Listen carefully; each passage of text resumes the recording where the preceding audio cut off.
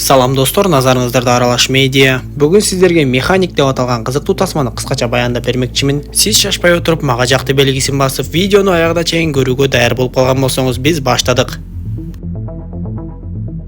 Манын башында эле Колумбияга бир өтө бай бизнесмен адам учуп келгенин көрөбүз. Анын сакчылары, кароолчулары да өтө көп болуп, аэропорттон үйүнө чейин коштоп келишип, үйүнүн дагы ар тарабын курчап эле катуу көзөмөлгө алып жаткандыгын байкайбыз. Ал эми бизнесмен адам болсо өзүнүн адатынча бассейнге түшө баштайт. Бир кезде эле ал суунун түбүнөн бир саатты көрүп калып, аны алайын деп жатса эле суу алдында дем алуучу аппараттары бар адам пайда болуп, аны суудан чыгарбай эле думуктуруп өлтүрүп салды. Бизнесмендин өлүп калганын кароолчулары эч эле байкашпай, ал эми профессионалдуу өлтүргүч болсо келген жолу менен изин жашырып кете баштайт. Качан гана кароолчулар бизнесменди байкап, аны суудан алып чыгып жардам көрсөтө башташканда, өлтүргүч ал аймактан беймарал гана качып кеткенге жетишип, көпүрөдөн сууга секирип атайын даярдап койгон кайык менен жөнөп кетет. Бул профессионалдуу өлтүргүчтүн аты Артур Бишоп болчу. Ал акча үчүн ушундай иштерди аткарып, анан калса бир да ишинде из калтырбай, өлтүрө турган адамы өзү эле өлүп калгандай кылып көрсөтүп коет экен. Бирок албетте ар бир ишти кылаардын алдында көп изилденип, кыла турган ишинин ар бир секундасына чейин эсептеп чыккандан соң гана ишин баштайт. Жанагы ишти ийгиликтүү аткарган соң эми ошол ишке буйртма берген адамга барып жолугат. Ал адамдын аты Гарри Маккенна болчу. Жана ал Артурга көптөн бери буйртмаларды берип иштешип жүрүшөт. Артур Гарриден бир топ суммадагы акчаны алган соң кайтып кетип, эми жыргап бир эс алайынчы деди. Айтор кечинде түнкү эс алуучу жайга барат. Ошол жакта жүрүп бир кыз менен да таанышып калды. Эртеси Артур кайра эле башка буйртмаларды алуу үчүн жумуш издеп жатканын көрөбүз. Сыягы алардын жашыруун сайтында ар кандай адамдарды өлтүрүү үчүн буйртмалар түшүп турат окшойт. Артур ошол буйртмаларды карап жатып эле алардын арасынан жанагы досу Гарри Маккеннага дагы буйртма бар экенин көрүп калат. Таң калып эле дароо ошол жактагы номерге чалып, силердин буйртмаңар ката эмеспи деп сураса, телефондун ары жагындагылар буйртма туп-туура экендигин айтышат. Буйртма берген компания Артурду дароо эле жолугушууга чакырышып, Артур белгиленген жерге барып, компаниянын жетекчиси Динге жолугат. Артур андан маалыматтарды билгенге аракет кылып, Дин болсо ага Гарри биздин эң чоң контрактты бузду деп айтып, анткени ал бизди сатып, биз жөнүндө маалыматтарды таркатып салыптыр деп, ошонун айынан биздин команданын мүчөлөрү көз жумду деп сүрөттөрүнөн бери көрсөтөт. Аягында Дин Артурга 2 күн убакыт берерин айтып, эгер макул болсоң ишти бүтүрүп саласың деп айтып жөнөп кетет. Анда Артур үйүнө келип алып, мындан ары Гарри менен иштешпей эле койсомбу деп ойлонуп, бери ойлонуп отуруп, түн берим маалында эле Гарриге телефон чалганын көрөбүз. Ал Гарриге сени өлтүрүү үчүн мергенчилик башталыптыр деп айтып, дароо ал жактан качып кет деп айта баштайт. Гарри дагы дароо эле Артурдун айткандарын кыла баштап, кайчынын жардамы менен жарыкты өчүрүп, бөлмөдөгү видео камераны дагы ажыратып салганга мүмкүн болот. Ал Артур айткан боюнча жертөлөгө түшүп, токтоткон унаасынын жанына жетип келсе эле, караңгы жерден анын маңдайына Артур чыга келет. Ал кимдир бирөө унааны уурдап качканга аракет кылгандай кылып, терезелерин сындырып даярдап коюптур. Ошондо гана Гарри Артурга алданганын түшүнүп, өз кароолчуларынан өзү жашынып чыгып, эми Артурдун курмандыгына айланаарын билип, сен дайыма ишиңди таза бүтүрөсүң, эми көп созбой ишиңди бүтүр деп айтса, Артур дагы аны көп ойлонбой эле атып өлтүрүп салды. Арадан бир канча күн өтүп, Артур Гарринин көрүстөнүнө келген кезде, Гарринин алыста жүргөн баласы Стив дагы ал жерге келип калыптыр. Кылган иши үчүн эми анын баласы Стивди камкорлукка алып коеюн деп өзү менен бирге ала кетип, үйүнө келгенде Стив Артурга, мен атамдын унаасын уурдаганга аракет кылып, аны өлтүрүп кеткен адамды таап өлтүргүм келип жатат деп айтып, Артур болсо ага эч кандай акылсыздык кылба деп эле жөнөп кетти. Бирок Стив кечинде көчөдө ичимдик ичип алып унаасында отурган кезде, ага бир кара терлүү адам келип ар нерсени сүйлөп жатып эле бир кезде тапанчасын такап калат. Көрсө ал дагы Стивдин унаасын уурдамакчы болуп жатыптыр. Анда күйүтү күч болуп турган Стив анын тапанчасын тездик менен тартып алып, аны уур токмокко алып, менин атамдын унаасын уурдаганга аракет кылып, аны өлтүргөн сен окшойсуң деп эле өзүнүн тапанчасы менен аны атып өлтүрөйүн деп калганда, кайдан жайдан Артур пайда болот да аны токтотуп калат. Ал кара терлүү атамды да кубалап жиберип, Стивди дагы үйүнө кетирип салды. Эртеси Артур үйүндөгү унааны оңдомуш болуп, андан соң дүкөнгө барып азык түлүктөрдү алып келе жатса эле, алдынан Стив тосуп чыгат. Стив Артурга сен мага профессионалдуу өлтүргөндү үйрөтүшүң керек деп талап кылса, Артур ага болбой кетип калат. Бирок бир канча убакыт өткөндөн кийин Артур ойлонуп, Стивди өзүнө чакырып алат да бир ишке даярдап баштаганын көрөбүз.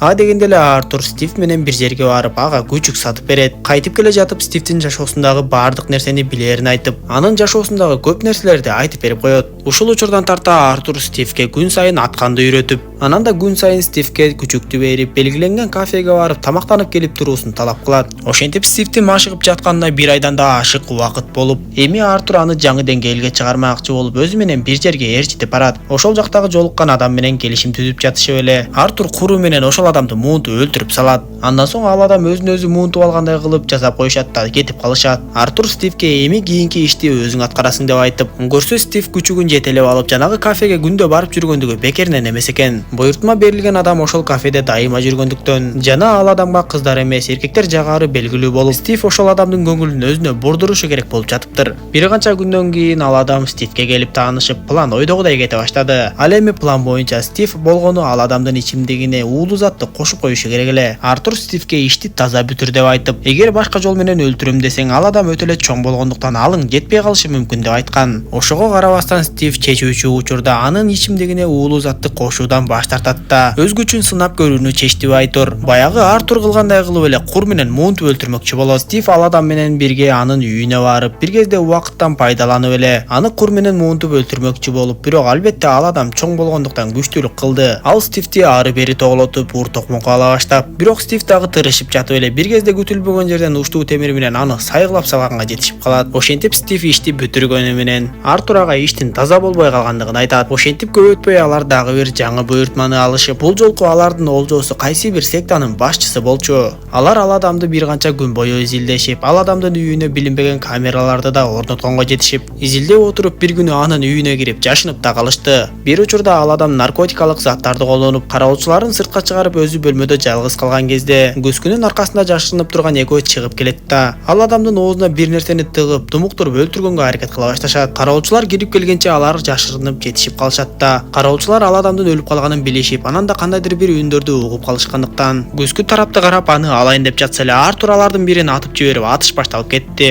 Экөө алар менен атышып, качып жүрүп отурушуп, акыры элдерге аралашып кеткенге мүмкүн болду. Бирок иш алар ойлогондой таза бүтпөй калды окшойт. Полицияларга билинбеш үчүн Артур менен Стив эки жакка бөлүнүп кетишип, автобекеттен Артур баягы Гаринин айынан өлдү деп жаткан Диндин адамы тирүү жүргөнүн көрүп, дароо эле анын артынан аңдып жөнөйт. Ошентип Артур ал адамды автобустун ичинен кармайт да Дин сени Гаринин айынан өлдү деп сүрөтүңдү көрсөткөн эле, бирок сен типтирүү эле жүрөсүң го деп айтса, ал адам Артурга мунун баардыгын Дин уюштурган. Негизи Гари эч нерсеге күнөөлүү эмес болчу, бирок Дин аны атайлап эле өлтүртүп салды деп айтып, экөө ошол жерден дароо эле мушташа башташат да акыры ал адамды унаа сүзүп кетип көз жумат. Өзүнүн адамы көз жумганын уккан Дин дароо эле Артурдун артынан адамдарды жөнөтөт. Бирок профессионалдуу киллер Артур ал жөнөткөн адамдарды дагы жок кылып салды. Андан соң дароо эле Диндин өзүнө телефон чалып, сен мындай иштерди кылып өтө эле ката кылып алдың деп айтып, мен сени таап сөзсүз түрдө өлтүрөм деп айтат. Аңгыча болбой эле ага Стив чалып калып, көрсө Стивти дагы Диндин адамдары үйдө курчап калыптыр. Анда Артур Стивке тапанчанын кайда экенин билдирип, ошонун жардамы менен Стив аларды тездик менен өлтүргөнгө жетишип качып чыгат. Экөө жолугуп Артур Стивке мунун баардыгын Дин уюштуруп жаткандыгын түшүндүрүп берип, эми биз Диндин өзүн жок кылышыбыз керек, антпесе бизге тынчтык жок деп экөө жөнөмөкчү болуп жатышканда, Стив ошол Артурдун үйүнөн эле өз атасы Гаринин тапанчасын таап алат. Ошол жерден Стив атасы Гарини Артур өлтүргөнүн түшүнүп калат да бирок Артурга сыр билгизбей эле аны менен бирге жөнөп кетет. Стив жана Артур көп өтпөй эле Диндин үй бүлөсүн кармап алышат да алардан керектүү маалыматтарды билип алышып, Диндин өзүнүн эле имаратынан байланышка чыгып коркутушат да Динди качууга мажбур кылышат. Дин кароолчулары менен качып баратканда Артур менен Стив даярданып койгондуктан Артур унаасын айдап чыгып Диндин 3-чү унаасын капталдан сүзөт. Стив болсо чоң унаа менен алардын алдын тосконго жетишип, Артур арттагы кароочуларды аткылап өлтүрөт да Диндин унаасына чоң унаа менен жетип келип аны көңтөрүп салат. Дароо эле көп күтпөй Динди ошол жерден аткылап өлтүрүп салышты. Сдохни.